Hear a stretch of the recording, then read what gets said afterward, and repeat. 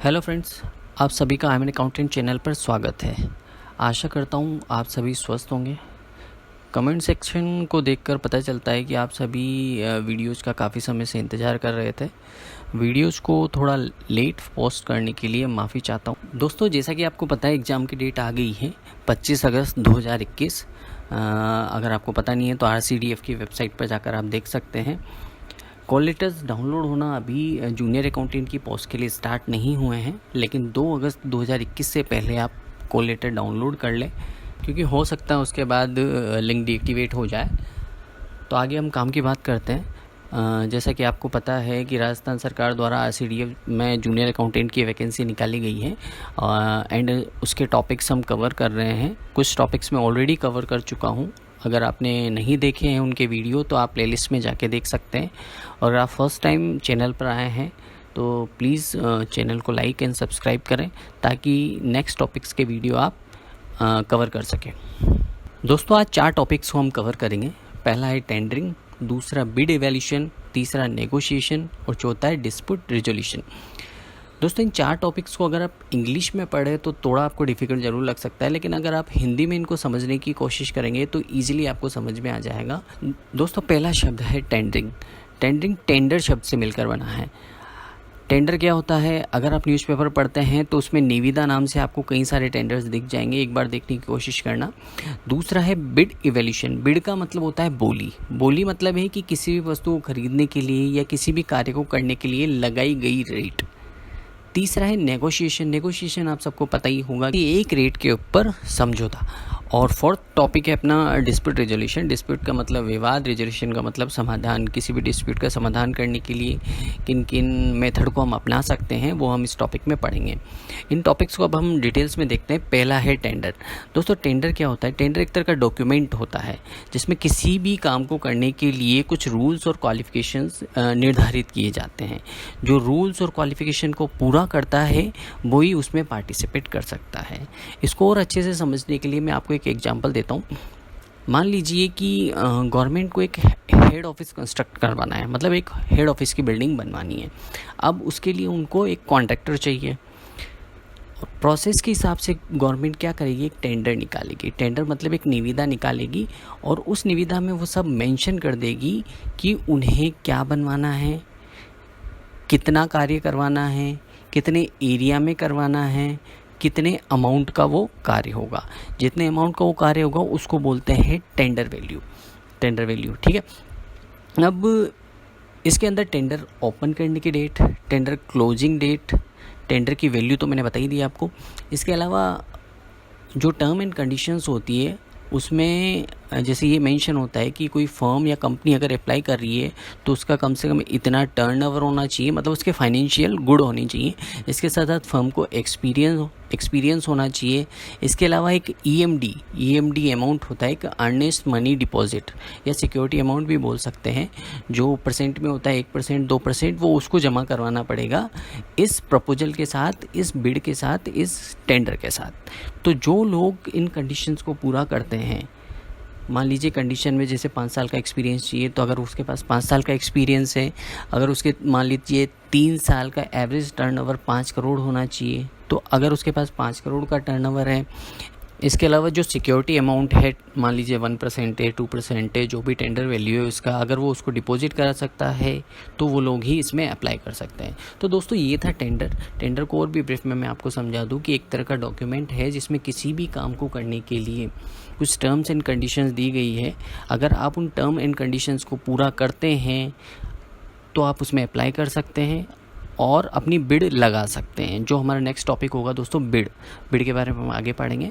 Bid में वही सारी चीज़ें होंगी, लाइक अगर आपका एक्सपीरियंस 5 इयर्स का है तो उसका आप प्रूफ सबमिट करें डॉक्यूमेंट में। अगर आपका टर्नओवर 5 करोड़ आ रहा है, एवरेज 3 साल का, तो 3 साल के आपको फाइनेंशियल सबमिट करने पड़ेंगे।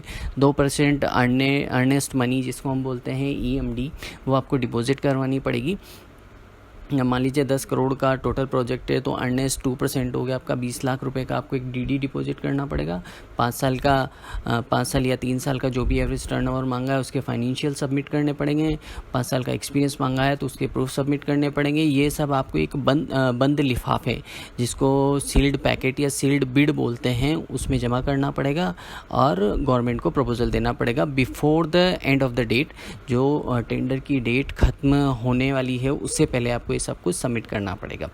दोस्तों टेंडर 4 तरह के होते हैं। पहला होता है ओपन टेंडर, दूसरा सेलेक्टिव टेंडर, तीसरा नेगोशिएशन टेंडर, चौथा होता है टर्म टेंडर। ओपन टेंडर वो टेंडर होता है जिसको कोई भी अप्लाई कर सकता है, जिसमें किसी भी तरह की कोई टर्म कंडीशंस नहीं होती है, कोई भी फाइनेंशियल्स का रिक्वायरमेंट नहीं है। जो उस काम को कर सकता है वो उसमें अप्लाई कर सकता है। दूसरा होता है सेलेक्टिव टेंडर। सेलेक्टिव टेंडर्स जो हमने अभी देखा एग्जाम्पल में कि जो लोग टर्म एंड कंडीशंस को पूरा कर सकते हैं सिर्फ वही लोग अप्लाई कर सकते हैं। Negotiation tenders basically construction company और इंजीनियरिंग कंपनी ये लोग अप्लाई करते हैं। इसमें कॉन्टेक्स्ट में कुछ नेगोशिएशंस होता है, उसके बेसिस पे अप्लाई होता है। चौथा है टर्म टेंडर। टर्म टेंडर वहाँ अप्लाई होता है जहाँ पर समय समय पर मेंटेनेंस की ज़रूरत होती है। इसको मैं एक एग्जांपल से आपको समझा देता हूँ। मान लीजिए कोई रोड कंस्ट्रक्शन कंपनी है, चाहे इंडिया में हो चाहे विदेश में हो। इंडिया में मान लो कोई रोड कंस्ट्रक्शन का ठेका दिया, तो मान लीजिए वो रोड 1 साल में कंप्लीट हो गई, तो वो टेंडर 1 साल के लिए नहीं था। आपको उसमें कंडीशन दी जाती है कि आपको कम से कम 5 साल तक, अगर रोड को कुछ भी होता है, रोड में गड्ढे हो रहे हैं, रोड टूट रही है, फूट रही है, बह गई है, तो आपको उसको मेंटेनेंस करना पड़ेगा, उसको सुधारना पड़ेगा। तो ये एक टर्म टेंडर के अंतर्गत आता है। दोस्तों नेक्स्ट टॉपिक है बिड एवोल्यूशन। बिड एवोल्यूशन का मतलब जो टेंडर डाला गया है उसमें कितने लोगों ने बिड से अप्लाई की है उन सबको वेरीफाई करना, जिन से जो डॉक्यूमेंट्स मांगे गए थे वो सबमिट किए हैं नहीं किए हैं, जो एक्सपीरियंस मांगा गया था उससे रिलेटेड प्रूफ सबमिट किए हैं नहीं किए गए हैं, जो फाइनेंशियल डिमांड किए गए थे 3 साल के 5 साल के वो सबमिट किए हैं या नहीं किए हैं, ये सब उन बिड्स में चेक किया जाता है। मान लीजिए 5 बिड आई है, 7 बिड आई है या 10 बिड आई है, सब 10 की 10 बिड में ये सब चेक किया जाता है।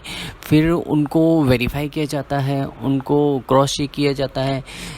तो उन 10 में से जैसे 5 बेस्ट होती हैं, उन 5 को चूज़ किया जाता है। उन 5 में से भी जिनके फाइनेंशियल सबसे बेस्ट होते हैं, जिनके एक्सपीरियंस सबसे बेस्ट होते हैं, उनको चूज़ किया जाता है। उसके बाद उनकी रेट्स देखी जाती है कि जिसने जो सबसे कम रेट दी है, इसके अलावा फाइनेंशियल भी बेस्ट हैं, एक्सपीरियंस भी बेस्ट हैं और रेट्स भी कम है और उसकी गुडविल मार्केट में अच्छी है, तो उसको फाइनल किया जाता है। तो बिड इवैल्यूएशन में ये किया जाता है कि जो भी डॉक्यूमेंट सबमिट किए गए हैं बिड्स के अंदर, फर्म्स और कंपनीज़ ने जो भी फाइनेंशियल सबमिट किए गए हैं या जो डिमांड की गई थी चीज़ें वो सब सबमिट की है और जिसकी बेस्ट है उसको बिड दी जाती है, उसको टेंडर मिलता है।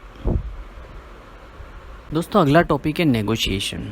नेगोशिएशन के बारे में मेरे हिसाब से आप सब लोग जानते होंगे। ऑब्वियसली जब हम कोई चीज़ मार्केट में ख़रीदने जाते हैं तो हम भी नेगोशिएट करने की कोशिश करते हैं, प्राइस को कम करवाने की कोशिश करते हैं अगर सामने वाला ज़्यादा मांग रहा है। तो ये एक तरह की ऐसी प्रोसेस होती है जिसके अंदर 2 लोग, मान लीजिए एक बायर है और एक सेलर है, दोनों के बीच में किसी प्राइस को लेके डिफरेंसेस है। मतलब हो सकता है बायर कम बता रहा है और सेलर ज़्यादा बता रहा है, या सेलर कम बता रहा है बायर ज़्यादा बता रहा है, किसी भी तरह का कोई भी डिफरेंसेज हो सकता है।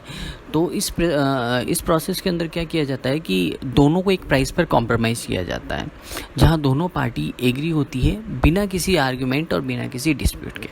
और ये भी ध्यान रखा जाता है कि दोनों में से किसी एक पार्टी को ज़्यादा बेनिफिट ना हो रहा हो या फिर दोनों में से किसी एक पार्टी को नुकसान ना हो रहा हो।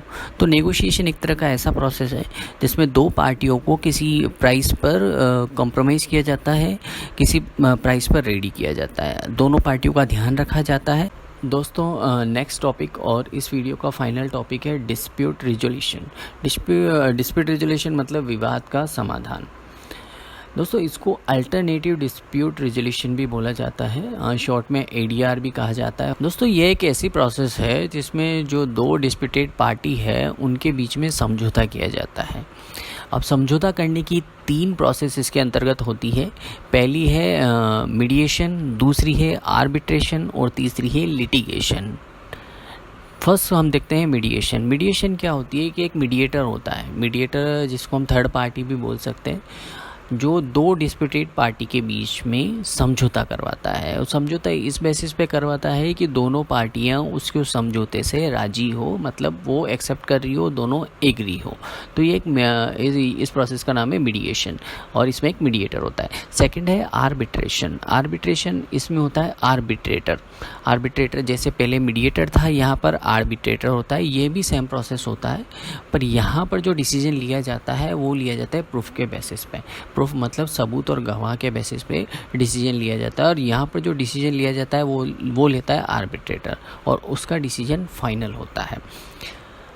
अब दोस्तों तीसरी जो प्रोसेस है वो है लिटिगेशन। लिटिगेशन मतलब अगर आपका मीडिएटर और आर्बिट्रेटर दोनों से काम नहीं बन रहा है, दोनों जगह ही आपका सॉल्यूशन नहीं हुआ है, डिस्प्यूट रिजोल्यूशन नहीं हुआ है, तो फिर प्रोसेस चली जाती है लिटिगेशन में। लिटिगेशन मतलब दोनों पार्टियों द्वारा कोर्ट केस किया जाता है, और कोर्ट के द्वारा लिया गया निर्णय फाइनल होता है। तो दोस्तों ये था डिस्प्यूट रिजोल्यूशन। 3 प्रोसेस मैंने आपको बताई, मीडिएशन, आर्बिट्रेशन एंड लिटिगेशन। इन तीनों प्रोसेस के माध्यम से डिस्प्यूट रिजोल्यूशन किया जाता है। तो दोस्तों ये हमारे आज के टॉपिक्स थे। आशा करता हूँ कि आपको कुछ समझ में आया होगा। अगर आपको ये वीडियोज अच्छे लगे तो प्लीज़ लाइक करें, मेरे चैनल को सब्सक्राइब करें, शेयर करें। अगर कुछ इम्प्रूव करना है तो कमेंट बॉक्स में ज़रूर मेंशन करें।